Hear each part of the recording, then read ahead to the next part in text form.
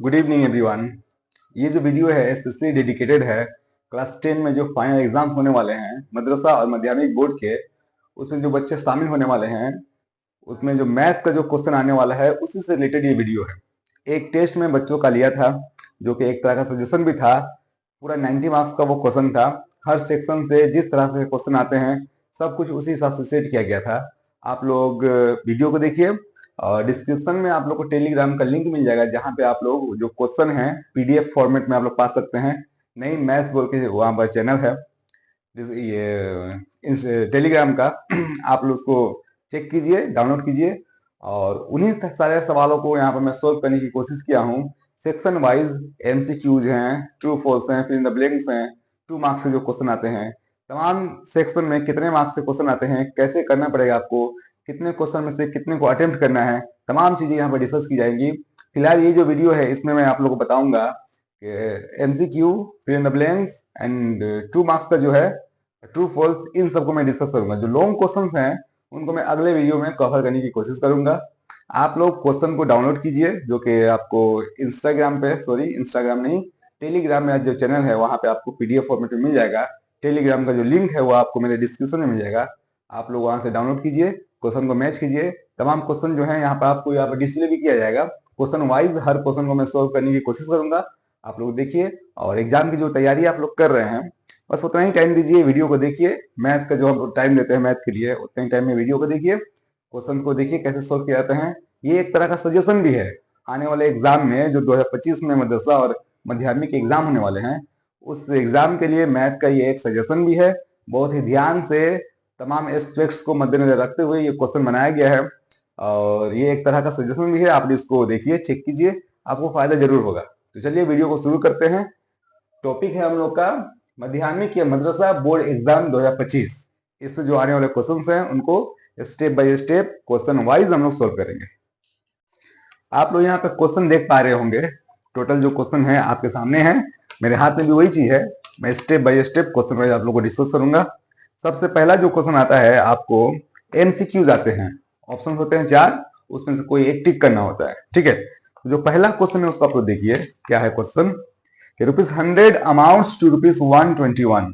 100 रुपए जो है वो अमाउंट हो जाता है 121 रुपए इन 2 years at the rate of compound interest. तो कितना रेट आपसे पूछा है, सवाल क्या है, सवाल आप देख लीजिए, उसका सोल्यूशन देखिए। क्वेश्चन नंबर 1 का सोल्यूशन है। ठीक है, आपका प्रिंसिपल दिया हुआ है 100, ठीक है, वो अमाउंट हो गया है 121 रुपया। ठीक है, और टाइम जो दिया हुआ है वो 2 ईयर्स दिया हुआ है। इसमें ज्यादा टाइम वेस्ट करने की जरूरत नहीं है, लेकिन मैं आपको सोल्यूशन बता रहा हूँ। आप लोग देख के भी बता सकते हैं कि 100 121 हो गया तो 10% रेट ऑफ इंटरेस्ट होगा। आप देख के ही बोल सकते हैं कि रेट ऑफ इंटरेस्ट क्या होगा, 10% होगा। लेकिन इसको सोल्व कैसे करेंगे, आप लोगों को क्या करना है, रफ में सोल्व करना है। कैसे सोल्व कीजिएगा वो देखिए। ठीक है, इसको हटाते हैं, देखा जाए कैसे सोल्व किया जाएगा। आपके पास प्रिंसिपल है, अमाउंट है, टाइम है। अमाउंट का फॉर्मूला क्या होता है, ये कंपाउंड इंटरेस्ट का क्वेश्चन है। ठीक है, तो अमाउंट का फॉर्मूला होता है P into 1 plus R by 100 power N equal to, ये अमाउंट होता है। इतना डिटेल में आप लोग मत जाइएगा, बस मैं सॉल्यूशन करके दिखा रहा हूँ कि आप लोग को समझ में आ जाए। प्रिंसिपल दिया है 100, 1 प्लस रेट दिया हुआ है, रेट नहीं दिया हुआ है, निकालना है, बाई 100, 2 साल दिया हुआ है, अमाउंट दिया है 121। इसको आप सिंप्लीफाई कीजिएगा तो ये 100 इंटू 1 100 हो जाएगा, 100 प्लस आर, ये हो जाएगा 100 प्लस आर बाई 100, पावर आपका 2 हो गया, स्क्वायर हो गया। ये 100 जाएगा उसके नीचे, 121 बाई 100 जाएगा। तो इसको हम बोल सकते हैं कि ये 121 है वो 11 का, ये 10 का स्क्वायर है। ये 11 बाई 10 का होल स्क्वायर है। इससे फायदा क्या हो गया, स्क्वायर कैंसिल हो गया। यहाँ से ये जीरो से ये जीरो काटिए आप लोग। ये 100 प्लस आर इक्वल टू क्या होगा, ये जाके जरा होगा क्रॉस मल्टीप्लिकेशन, तो 110 हो जाएगा। इस तरह का रेट निकालना है तो रेट क्या होगा, 110 में से ये 100 जाके माइनस होगा राइट हैंड साइड में, तो 100 माइनस होने से क्या हो गया, 110 माइनस 110, 10% आपका रेट ऑफ इंटरेस्ट हो गया। ऑप्शन में आप लोग 10% देख पा रहे होंगे।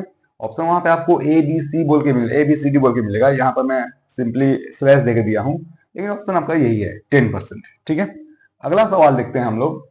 अगर कोई दिक्कत हो सवाल में, समझ में ना आए तो आप लोग कमेंट कीजिए। ठीक है, टेलीग्राम से डायरेक्ट हमको मुझसे जुड़ सकते हैं, वहां पे आप लोग अपना इश्यू रेज कीजिए, मैं उसको सोल्व करने की कोशिश करूंगा। ठीक है, अगला सवाल है, आप लोग देख पा रहे होंगे, सवाल देखिए वहां पर, नोटिस कीजिए।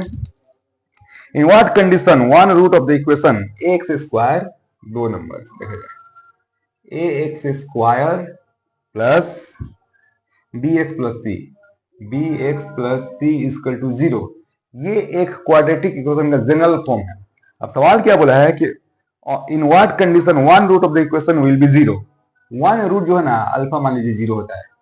शर्त क्या है, किस सिचुएशन में, किस कंडीशन पे एक आंसर, क्वाड्रेटिक इक्वेशन के दो आंसर होते हैं, उनमें से एक आंसर 0 होगा।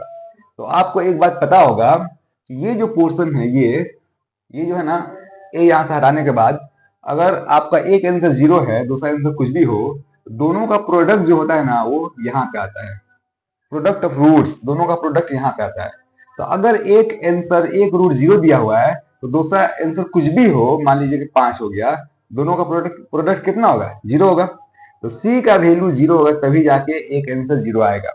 अगर किसी इक्वेशन का एक आंसर, एक रूट 0 है तो आप लोग पहले से बोल सकते हैं क्या कि यहाँ पर 0 होगा, बस ऑप्शन में है सी इक्वल टू 0, यही हम लोग का राइट आंसर होगा। ठीक है, बहुत मुश्किल नहीं था, बस यहाँ पे एक कंडीशन ये था कि आपको जानना पड़ेगा कि ये क्या होता है, प्रोडक्ट ऑफ रूट्स होता है, दोनों रूट्स को मल्टीप्लाई करने से जरूरत करने से ये आता है, और ये जो है वो सम ऑफ रूट है। लेकिन एक शर्त यहाँ पे ये है, ये ए जो है यहाँ पे होना नहीं चाहिए, ए दोनों के नीचे जाएगा, लेकिन यहाँ पे उसकी जरूरत नहीं है। अगर सी के नीचे अगर ए भी आ रहा है तो उसका वैल्यू 0 होगा, तो सी का वैल्यू 0 ही होगा, यही हम लोग का आंसर है। ठीक है, इसलिए इसको मैं हटाया नहीं।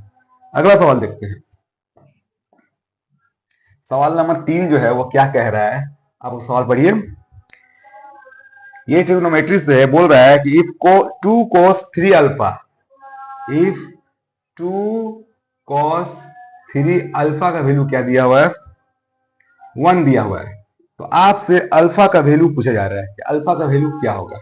ठीक है, सवाल यही है कि इफ 2 cos 3 अल्फा का वैल्यू दिया है 1, तो अल्फा का वैल्यू क्या होगा। अल्फा क्या है, एंगल है, उस एंगल का वैल्यू निकालना है।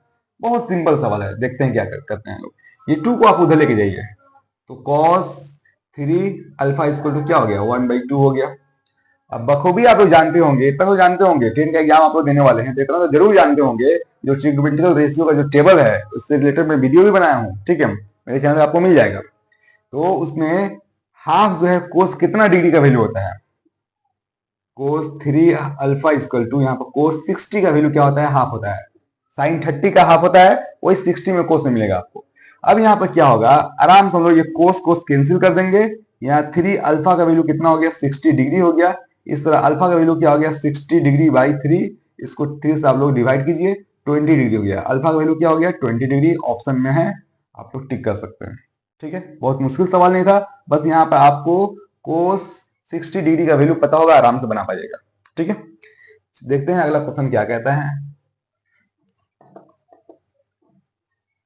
क्वेश्चन नंबर 4 क्या कह रहा है, सवाल आप लोग देखिए। क्वेश्चन नंबर 4 क्या है, internal bisector of angle B and C meet at O. बहुत इंटरेस्टिंग क्वेश्चन है। इस क्वेश्चन में खास तौर से अक्सर बच्चे जो जानते हैं वो गलती करते हैं।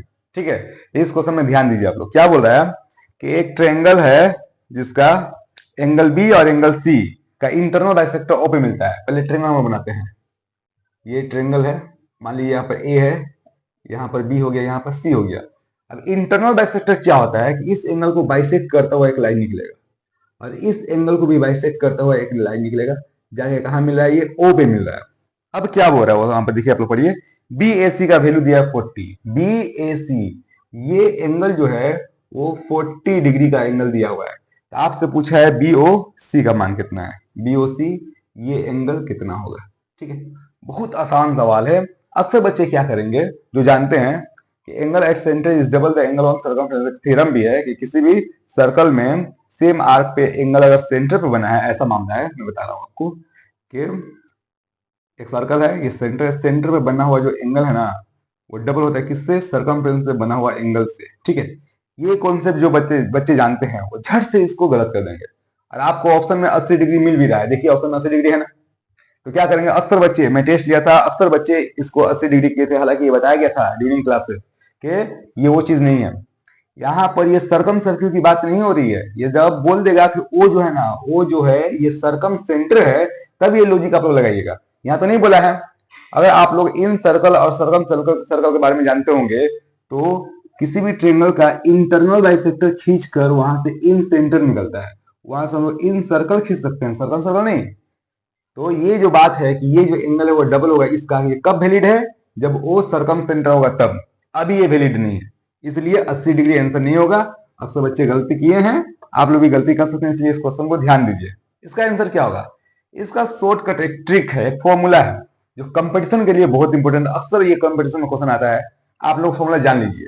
ये जो एंगल है ना, एंगल बीओसी, डायरेक्ट बीओसी जो एंगल है, इसको मैं यहां लिखता हूं, एंगल बीओसी जो एंगल है वो क्या होगा, उसका value 90 degree plus half of angle A.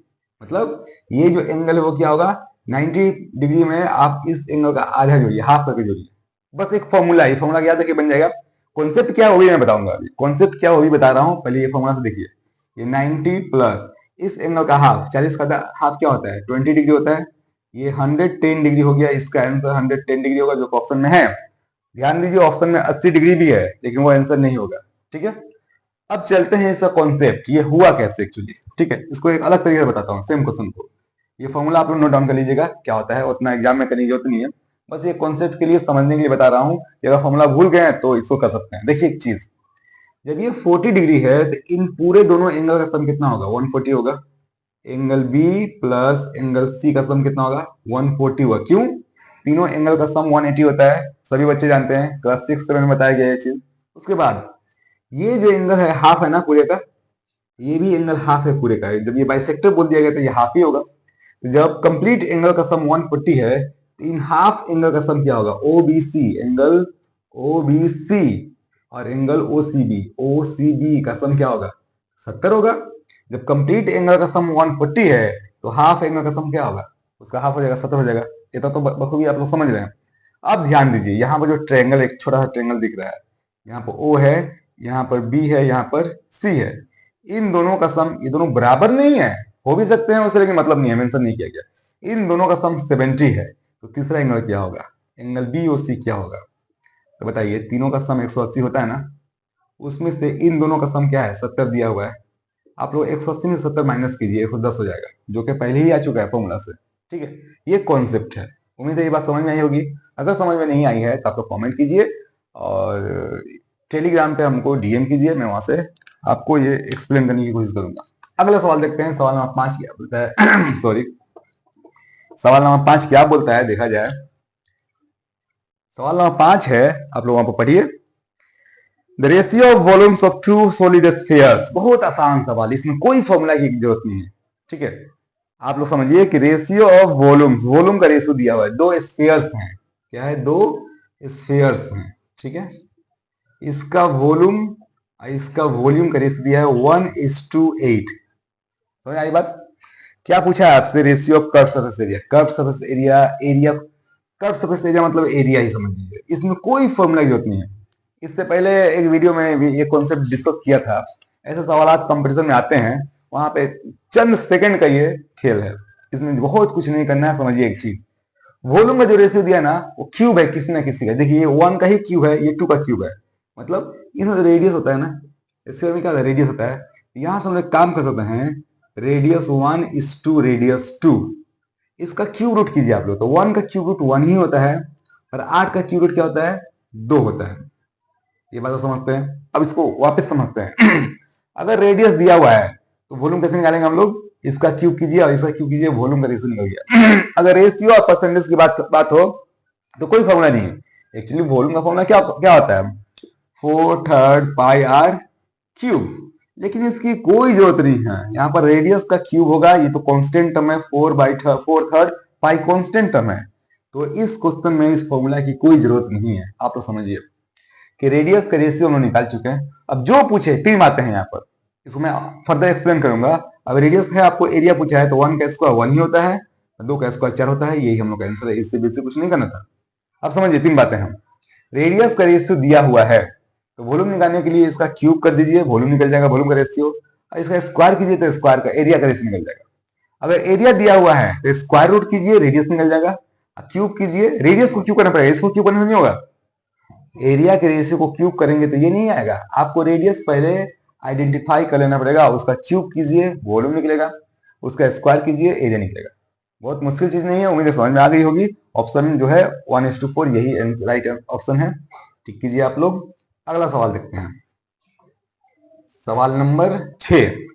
यहाँ एक बहुत अहम बात बतानी है, जो बच्चे मिस्टेक किए थे, अच्छे से स्टूडेंट मिस्टेक किए थे, कि जो एमसीक्यू क्वेश्चन आता है, क्वेश्चन नंबर 1, उसमें 6 क्वेश्चन होते हैं। 6 क्वेश्चन आपको अटेम्प्ट करना है, ठीक है, एक भी मिस नहीं करना है। ऐसा नहीं है कि 5 क्वेश्चन अटेम्प्ट करना है उसमें, उसमें 6 में 6 अटेम्प्ट करना है आपको। उसके बाद आता है फिल इन द ब्लैंक्स। तो फिल इन द ब्लैंक्स में भी आपको 6 क्वेश्चन मिलेंगे, लेकिन वहां पर 5 क्वेश्चन ही अटेम्प्ट करना है। और सेम टू सेम उसके बाद आता है ट्रू फॉल्स, उसमें भी आपको 6 क्वेश्चन ही मिलेंगे, लेकिन अटेम्प्ट कितना करना है, सिर्फ 5 अटेम्प्ट करना है। तो ये बात आप लोग याद रखिए। अगर आप लोग 6 में 6 अटेम्प्ट कर दिए ट्रू फॉल्स में या फिर इन द ब्लैंक्स में, तो एग्जामिनर क्या करेगा कि आपको 1 2 3 4 5 तक साइन करेगा, उसमें जो सही हो सही, जो गलत हो गलत। और छठा नंबर सही हो चाहे गलत हो, उसको वो इवेलुएट नहीं करेगा, कैंसिल कर देगा। आपका सही आंसर भी गलत हो सकता है, इसलिए आप 6 में से कोई 5 ही दीजिए जिससे आपको कॉन्फिडेंस हो, उसी का आंसर दीजिए। लेकिन जो पहला क्वेश्चन है एमसीक्यू वाला, उसमें 6 में 6 देना है। ये बात आप लोग ध्यान दीजिएगा, ठीक है। क्वेश्चन नंबर 6 देखते हैं क्या बोल रहा है। आप सवाल पढ़िए। ये स्टेटिस्टिक्स से है, आसान क्वेश्चन है। बोला है कि मीडियन ऑफ 2 8 2 3, मीडियन निकालना है। देखिए 2 8 2 3, 2 8 2 3 8 9 5 6, 8 9 5 6, इसका मीडियन निकालना है। तो यहां बच्चे एक काम करते हैं, गलती करते हैं। क्या मीडियन के बारे में अगर नॉलेज है तो ही वो गलती करते हैं। क्या गलती करते हैं सर, इसको डिस्कस किया जाए। गलती ये करते हैं, मीडियन एक्चुअली होता क्या है, द मिडिल मोस्ट ऑब्जर्वेशन, जो बीच में आ रहा है, सबसे जो बीच में है वही मीडियन है हम लोग का। तो बीच में क्या आ रहा है, इसको खत्म कीजिए, इधर खत्म किए, इसको खत्म किए, इसको खत्म किए, खत्म नहीं किए, 2 बच गया। ये क्या है, नंबर्स जो है वो ओड नंबर्स, इवन नंबर्स है। 1 2 3 4 5 6 7 8, 8 नंबर्स है ना। तो बीच में जो 2 बचे हुए हैं उनका मीन निकालिए। मीन निकालिए मतलब दोनों को सम कीजिए और डिवाइड कर दीजिए 2 से, निकल जाएगा। यही बच्चे करते हैं क्या कि 8 3 11 करते हैं, 11 का आधा करेंगे, ये 5.5 उनका आंसर आ गया, लेकिन ये गलत है। पता नहीं ऑप्शन में ये हो भी सकता है, हो सकता है ऑप्शन यही हो, आंसर यही हो, लेकिन रूल सही नहीं है। हम लोग को मीडियन कभी भी निकालेंगे तो सबसे पहले दिमाग में ये बात आनी चाहिए कि उन नंबर्स को पहले असेंडिंग ऑर्डर और डिसेंडिंग ऑर्डर में सजा लेंगे। एक्चुअली असेंडिंग ऑर्डर में सजाएंगे, तब जाके मीडियन निकलेगा, वरना नहीं निकलेगा, गलत आंसर आ सकता है। तो देखिए छोटा से बड़ा की तरफ 2 है, फिर 2 है, उसके बाद 3 है, 3 के बाद क्या है, 4 तो नहीं है, 5 है, 5 एक ही टर्म है, 5 के बाद क्या 6 है, 6 के बाद 7 नहीं है, 8 है, फिर 9 है, 1 2 3 4 5 6 7, कुछ मिस हुआ है, 2 2 है, ठीक है, 3 है, 5 है, 5 के बाद 6 है, ठीक है, 8 है, 8 2 है, 2 बार 8 रिपीट हुआ है, ठीक है, ध्यान दीजिएगा लोग। लास्ट में 9 है। अब यहाँ पर देखा जाए कि इसका मीडियन क्या निकलता है। देखिए इधर से माइनस कीजिए आप, ये मैं मिटा दिया, मिटा नहीं रहा हूं क्योंकि आप तो मिटा नहीं पाइएगा। ये कैंसिल हुआ, ये कैंसिल हुआ, ये कैंसिल हुआ, 2 बच गए, दोनों को तो कैंसिल नहीं कर सकते हैं। अब मीडियन जो होगा इन दोनों का मीन होगा। मीडियन क्या होगा हम लोग का आंसर, इतना आप लोग को टाइम नहीं लेना एग्जाम में, झट से 5 और 6 के बीच में क्या है, 5.5 है, 5.5 इज द राइट आंसर। कैसे, दोनों को जोड़िए, 5 को और 6 को जोड़िए और हाफ कीजिए, 11 हुआ, 11 का हाफ कितना होता है, 5.5। एक बात ध्यान दीजिए आप लोग, इससे पहले भी जो किया था बिना सजाए तब भी 5.5 ही आ रहा था। ये कोइंसिडेंस है, ऐसा होता नहीं है, ठीक है। इसका मतलब ये नहीं कि वो भी सही था, वो तरीका सही नहीं है, वैसा नहीं कीजिए आप लोग, ठीक है। तो 5.5 हम लोग का आंसर आ गया, 5.5 राइट आंसर है, आप लोग टिक कीजिए, ठीक है। तो ये रहा आपका एमसीक्यू जो कि 6 नंबर का था। अब हम लोग डिस्कस करते हैं 2 नंबर वाले सवालात, ठीक है। जो 2 नंबर वाले सवालात हैं उसमें क्या है, इसमें आपको फिल इन द ब्लैंक्स करना है, खाली जगहों को भरना है। इसमें आपको 6 सवालात मिलेंगे, जिनमें से आपको सिर्फ 5 ही अटेम्प्ट करने हैं, 5 नंबर का है ये, ठीक है। एक चीज मैं आप लोग को एक्सप्लेन करता हूं कि मार्क्स जो डिस्ट्रीब्यूशन वो कैसा है। पहला जो था एमसीक्यू, वहां से आपको 6 नंबर मिलेंगे, 6 क्वेश्चन 6 नंबर, ठीक है। उसके बाद 2 नंबर था आपका fill in the blanks, short में लिख रहा हूं, वहां पे आपको 5 क्वेश्चन अटेम्प्ट करने हैं। 6 क्वेश्चन होंगे, लेकिन अटेम्प्ट कितना करने हैं, 5 क्वेश्चन करने हैं। उसके बाद 3 नंबर क्या है, ट्रू एंड फॉल्स, यहां पे भी आपको 6 क्वेश्चंस मिलेंगे, लेकिन अटेम्प्ट आपको कितना करना है, सिर्फ 5 ही करने हैं। यहां से 5 नंबर मिल जाएंगे, हो गया। उसके बाद 4 नंबर में क्या होगा आपका, 2 मार्क्स का होगा, शॉर्ट आंसर टाइप क्वेश्चन बोलते हैं उसको, शॉर्ट आंसर टाइप। यहां पे आपको 12 क्वेश्चंस मिलेंगे, ध्यान दीजिए, यहां आपको 12 क्वेश्चंस मिलेंगे, जिनमें से आपको 2 नहीं करने हैं, 10 ही करने हैं। तो जिस पे आपको 100% कॉन्फिडेंस होगा उन्हीं को आप लोग अटेंड कीजिए और ध्यान से इसको कीजिए। यहां से आपको 10 क्वेश्चन 2 नंबर का मतलब 20 नंबर यहां से आपको मिलेगा। तो सिर्फ शॉर्ट क्वेश्चन में आपको टोटल 36 नंबर्स मिल रहे हैं। पास करने के लिए इतना काफी है, ठीक है। इतना भी नहीं, आपको तो 25 लाना है पास करने के लिए, ठीक है। उससे भी कम लाना है, 15 लाना है एक्चुअली, 10 आपको ओवरऑल मिल जाएगा, ठीक है। तो क्या हुआ, कितना आसान है ना। Objective question, short question, true false fill in the blanks को मिला के आपको शॉर्ट आंसर टाइप क्वेश्चन को मिला के 36 मार्क्स का, 5 में 10 16 36, ठीक है। सही है, उम्मीद है ये बात समझ में आई होगी। बस ये बात ध्यान देना है कि किसमें से कितने क्वेश्चन को अटेम्प्ट करने हैं, ठीक है। चलिए देखते हैं हम लोग 2 नंबर में क्या है। Fill in the blanks, fill in the blanks लिख दे रहा हूं यहां पर, फिल इन द ब्लैंक्स। ये भी बहुत टेक्निकल क्वेश्चंस होते हैं, बहुत इंटरेस्टिंग है। क्वेश्चन नंबर 1 देखिए, आप लोग वहां पर देख पा रहे होंगे वीडियो में राइट साइड में। क्वेश्चन नंबर 1 क्या बोल रहा है, पाई रेडियन इक्वल टू कितना राइट एंगल, क्या बोला है, pi radian, radian equal to कितना right angles, right angles. Pi radian क्या है, 180 डिग्री को तो बोलते हैं। 180 डिग्री क्या है, 2 राइट एंगल्स। क्या है, 2 राइट एंगल्स, ठीक है। तो यहाँ पर सिर्फ आपको 2 लिखना है और कुछ नहीं करना है। पाई रेडियन क्या होता है, 2 राइट एंगल्स के इक्वल होता है, ठीक है। ये हो गया, मुश्किल नहीं था। क्वेश्चन नंबर 2 देखते हैं क्या बोल रहा है। क्वेश्चन नंबर 2 में बोल रहा है कि 2 roots of the equation ax square plus bx plus c, general form में ax square plus bx plus c बराबर 0। ये क्वाड्रेटिक इक्वेशन का जनरल फॉर्म है।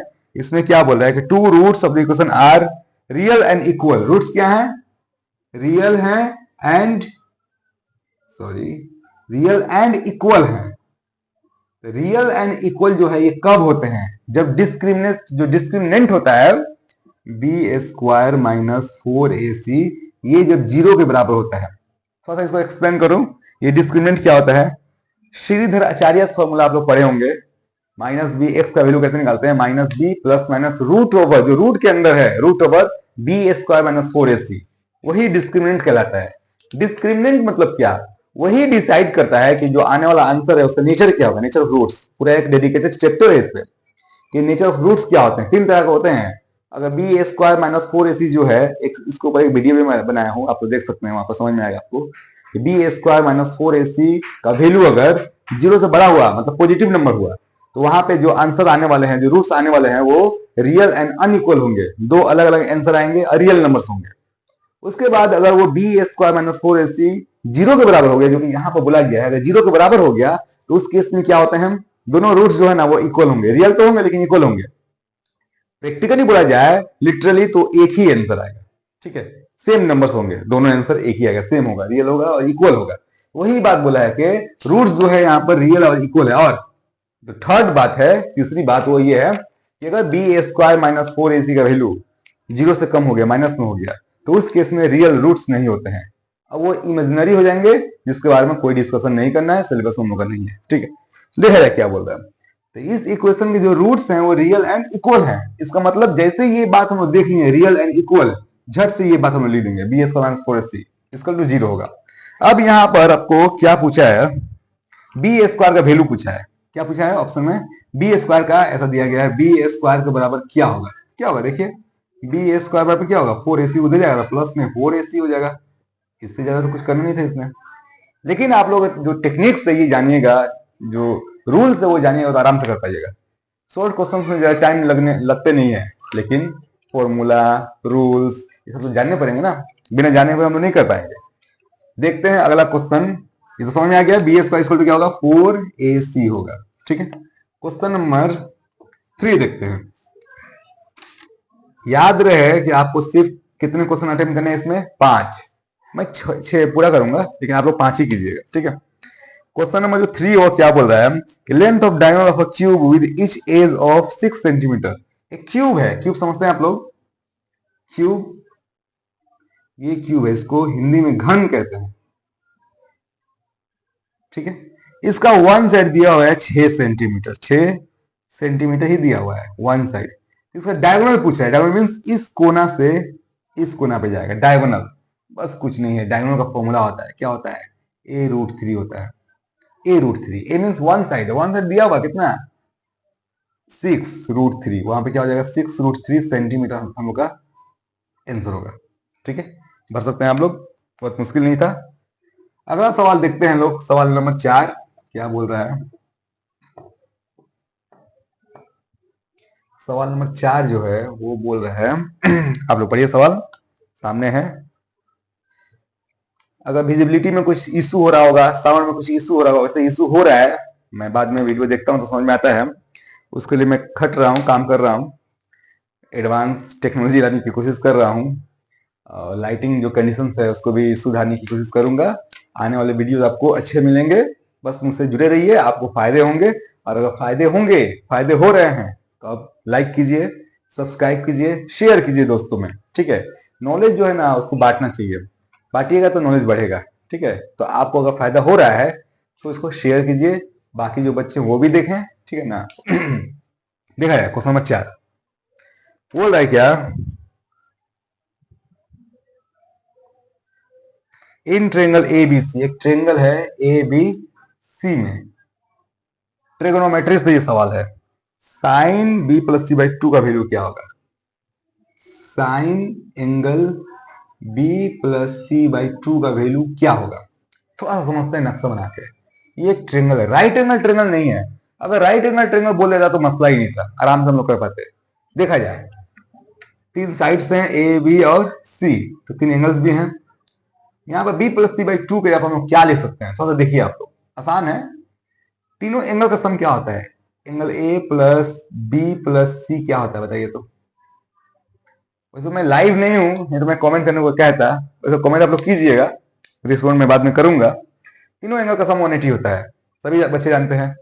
अब b प्लस सी जो है ना उसको आप लोग यहाँ पर रखिए, b प्लस सी का वैल्यू क्या हो गया, तो क्या ये 180 माइनस ए नहीं हुआ, ये गया राइट साइड में तो। ठीक है, अब क्या है कि b प्लस सी के नीचे 2 है, तो दीजिए 2, क्या फर्क पड़ता है, इधर भी 2 दिए तो इधर भी 2 देना पड़ेगा।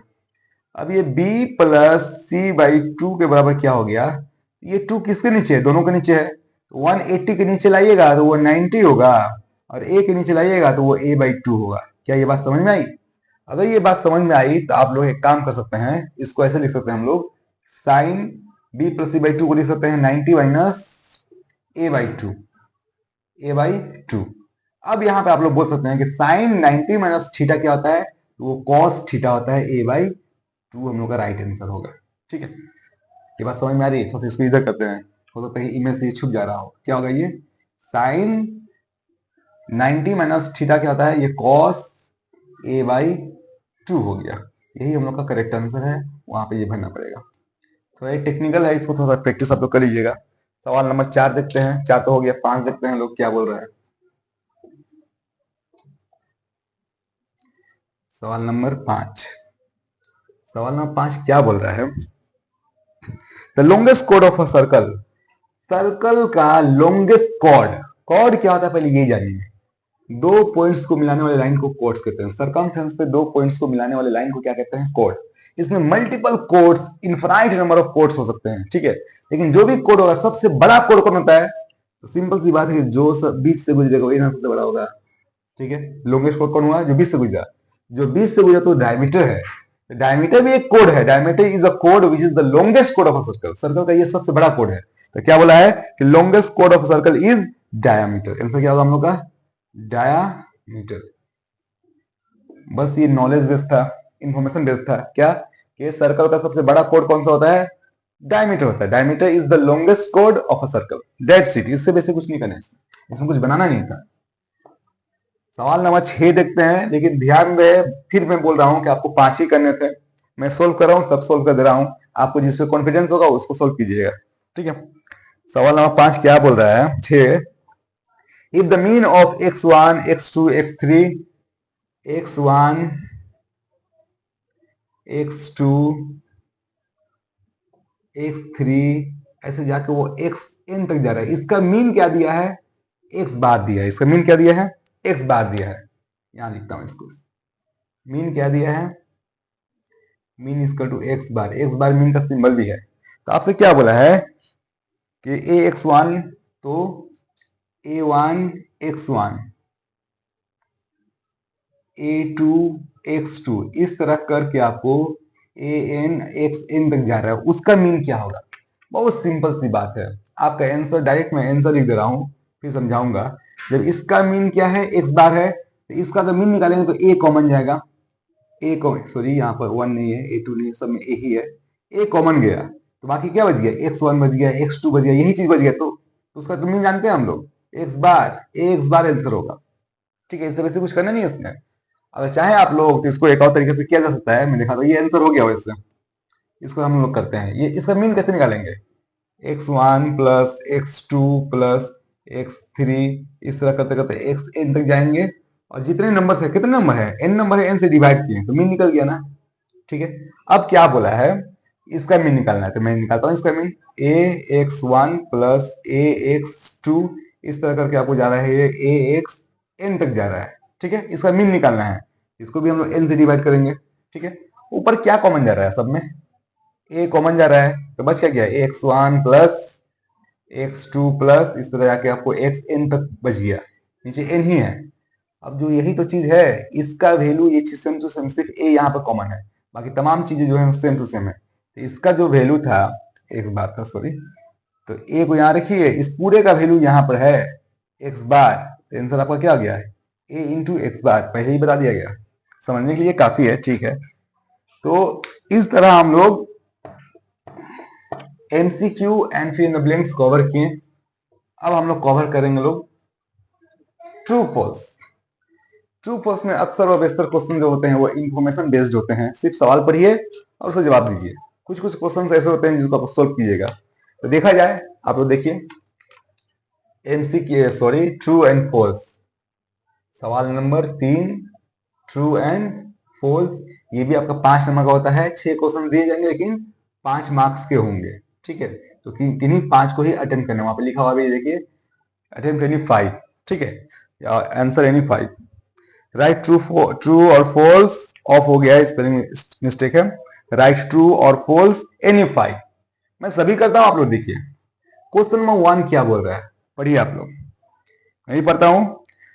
थर्ड प्रोपोर्शन ऑफ 2 4 एंड 9, 2 4 9, ये 3 नंबर्स हैं, तो इसका थर्ड प्रोपोर्शन नहीं होगा, सॉरी, फोर्थ प्रोपोर्शन होगा। सवाल थोड़ा गलती है, ये फोर्थ प्रोपोर्शन होगा। क्या होगा, फोर्थ प्रोपोर्शन होगा।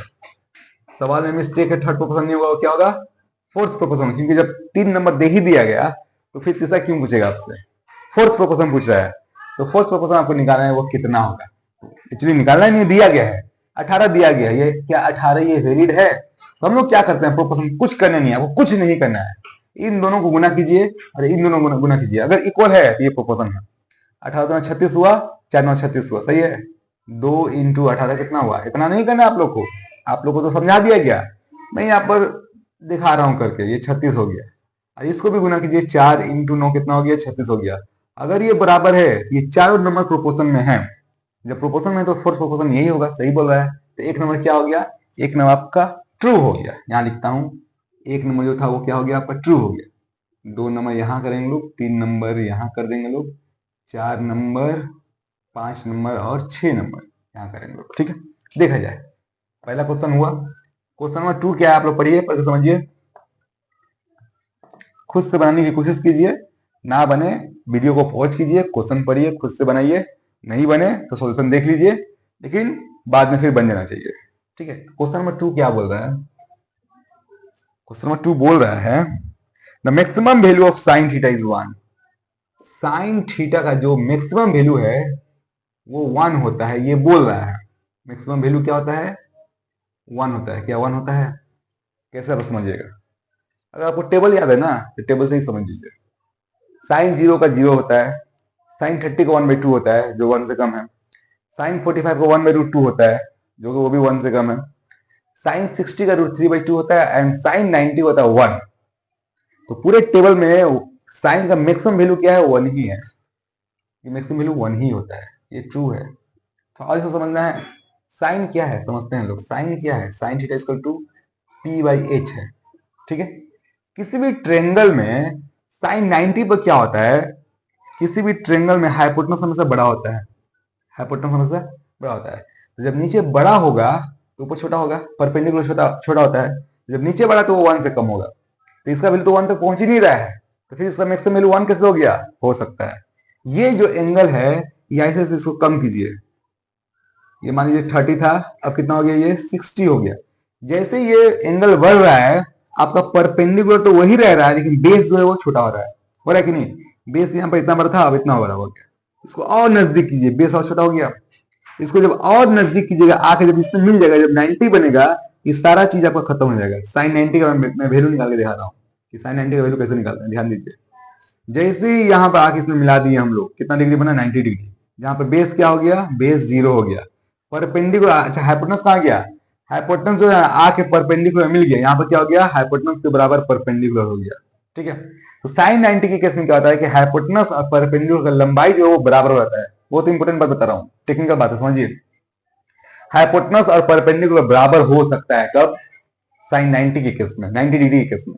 तो जब दोनों बराबर हो गया 90 केस में, तो x बाई एक्स हुआ, इसका वैल्यू कितना होगा, 1।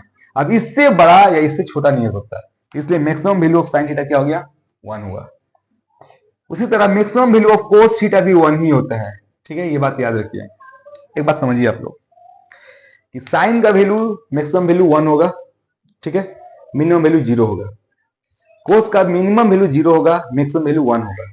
और टेन का 1 भी हो सकता है, 1 से बड़ा भी हो सकता है, और 1 से छोटा भी हो सकता है। ठीक है, ये बात आप याद रखिए। क्यों, वो बाद में बताया जाएगा। फिलहाल हम अपने टॉपिक को कवर करते हैं। तो 2 नंबर जो है वो भी ट्रू हो गया, वेरी गुड, कोई इशू नहीं है। क्वेश्चन नंबर 3 देखते हैं क्या बोल रहा है। क्वेश्चन नंबर 3 बोल रहा है ट्रू फॉल्स में कि the sum of roots of the equation x square minus 6x plus 2 equal to 0, इसका सम ऑफ रूट क्या है। बहुत इंपॉर्टेंट चीज, क्वाड्रेटिक इक्वेशन से यहाँ पर कोई नंबर नहीं है, वेरी गुड, अच्छी बात है। अब इस केस में जब एक्स स्क्वायर फ्री हो, बिना किसी कोएफिशिएंट का, यहाँ पर 1 है, उस केस में ये जो है ना प्रोडक्ट ऑफ रूट्स हैं, दोनों रूट्स को ज़रब करेंगे तो वो 2 आएगा। ये जो है ना ये सम ऑफ रूट है, लेकिन एक बात ध्यान दीजिए, सम ऑफ रूट्स, लेकिन जब ये माइनस में है ना तो आपका आंसर प्लस में आएगा, नेगेटिव। यहाँ पर जो का तो आएगा, दोनों रूट्स को गुना कीजिएगा, जरा कीजिएगा तो +2 ही आएगा, लेकिन दोनों रूट्स को अगर जोड़िएगा आपको, आप आंसर यहाँ पर दिया है, यहाँ पर क्या दिया है -6, लेकिन आपका आंसर क्या आएगा +6। ये बात याद रखिए। तो +6 तो बोला है, इसका सम कितना बोला है, सम बोला है इसका +6। सवाल में देखिए +6 बोला है, सही बोला है, ट्रू है। तो ये आप ये बात याद रखनी है, ये क्या है, प्रोडक्ट ऑफ रूट है, और ये क्या है, सम ऑफ रूट्स है। लेकिन ये तो जू का तू प्रोडक्ट ऑफ रूट वही होगा, लेकिन यहाँ पर जो दिया गया प्लस में दिया गया तो आपका आंसर माइनस में होगा, अगर माइनस में दिया गया तो प्लस में होगा। याद रखिए इस बात को। अगले सवाल की तरफ बढ़ते हैं। सवाल नंबर 4 क्या बोलता है देखेंगे। सवाल नंबर 4 क्या बोल रहा है, सवाल आप लोग पढ़िए, पढ़कर समझने की कोशिश कीजिए। अच्छा, इंग्लिश में लिखा हुआ है तो ऐसी बात नहीं कि इंग्लिश आपको समझ में नहीं आएगी। अगर कहीं दिक्कत हो रहा है तो आप लोग उर्दू भी देख लीजिए या बांग्ला देख लीजिए, बंगाली में भी क्वेश्चन रहता है, बंगाली, इंग्लिश, उर्दू सब में रहता है, आप लोग देख लीजिए। लेकिन जो उर्दू में जो स्टूडेंट्स हैं, मुझे तो लगता है कि उर्दू जो एक्सप्रेशंस होते हैं, जो टर्म्स होते हैं, वो बहुत मुश्किल होते हैं। किताबें भी जो है वो भी इंग्लिश में ही है, बंगाली मीडियम या हिंदी मीडियम के लिए सही है, वो हिंदी में है। आप लोग को अगर इंग्लिश में परेशानी हो रही होगी तो वहां देखिए, आपको वहां पर समझ में आएगा। ठीक है, हिंदी या बंगाली देख लीजिए। क्वेश्चन नंबर कौन सा हम लोग करेंगे, लोग 4 करेंगे। लोग 4 में क्या बोल रहा है, क्वेश्चन नंबर 4 बोल रहा है कि x by y equal to के दिया है, x बाई वाई का वैल्यू के दिया है, के मीन्स कॉन्स्टेंट। ठीक है, ये वेरिएशन से रिलेटेड है। तो देन x जो है वो डायरेक्टली वेरिएशन में है क्या, x y डायरेक्टली रिलेशन में, x varies directly with y हो सकता है, देखा जाए। इसको सॉल्व करते हैं। x बराबर क्या हो गया, k इंटू वाई हो गया। कॉन्स्टेंट यहाँ दिख रहा है तो इक्वल टू दिख रहा है, कॉन्स्टेंट को जैसे हम लोग खत्म करेंगे यहाँ वेरिएशन का सिंबल आएगा, ये y, एकदम सही है। ये ऑप्शन भी, ये भी क्वेश्चन ट्रू ही है, सही बोल रहा है। ठीक है, क्वेश्चन नंबर 5 देखते हैं। क्वेश्चन नंबर 5 क्या बोल रहा है, the cumulative frequency graph is called frequency polygon. Very good. Statistics class 10 में जो शामिल है उसमें हम लोग क्युमुलेटिव फ्रीक्वेंसी से क्या बनाते हैं, क्युमुलेटिव फ्रीक्वेंसी का इस्तेमाल करके हम लोग ग्राफ में कुछ ड्रॉ करते हैं। वो फ्रीक्वेंसी पॉलीगॉन नहीं है, बल्कि वो क्या है, ओजाइव है। क्या है वो, ओजाइव है। लेकिन यहाँ पे आपको क्या बोल दिया, वो फ्रीक्वेंसी पॉलीगॉन। फ्रीक्वेंसी पॉलीगॉन में क्युमुलेटिव फ्रीक्वेंसी की जरूरत नहीं पड़ती है। ठीक है, किसमें पड़ती है जरूरत, ओजाइव बनाते हो। लेस देन टाइप और मोर देन टाइप। थोड़ा सा नक्शा बना के दिखा रहा हूँ, ठीक है। ये एक्स एक्सिस है, ये वाई एक्सिस है। जो लेस देन टाइप है वो इस तरह जाता है, जो ग्रेटर देन या मोर देन टाइप वो इस तरह जाता है। ये ओजाइव है एक्चुअली। क्या ये फ्रीक्वेंसी पॉलीगॉन नहीं है? यहाँ पर हम लोग सी एफ प्लॉट करते हैं, यहाँ पर क्लास इंटरवल प्लॉट करते हैं। ये क्वेश्चन एग्जाम में आपको 4 नंबर का आ सकता है और आता ही है। स्टेटिस्टिक्स से लॉन्ग क्वेश्चन 8 नंबर के आएंगे। 3 क्वेश्चन दिए जाएंगे जिसमें 2 आपको अटेम्प्ट करने हैं, मीन, मीडियन, मोड और ओजाइव से, ठीक है। तो क्या है, ये फॉल्स हो गया। क्यों फॉल्स हो गया? ये बोल रहा है कि वो फ्रीक्वेंसी पॉलीगॉन है, लेकिन पॉलीगॉन नहीं है, वो क्या है, वो ओजाइव है। आपके सिलेबस में शामिल भी है। क्वेश्चन नंबर 6 देखते हैं। लेकिन हम लोग को अटेम्प्ट कितना करना था? 5 ही करना था। 5 तो हो गया। सोल्व करके दिखाता हूं। इन 5 में से जो आपको आसान लगे, जिससे कॉन्फिडेंस हो, 12 में बोल रहा हूं कि उसी को आप लोग अटेम्प्ट कीजिए। क्वेश्चन नंबर 6 भी देख लेते हैं।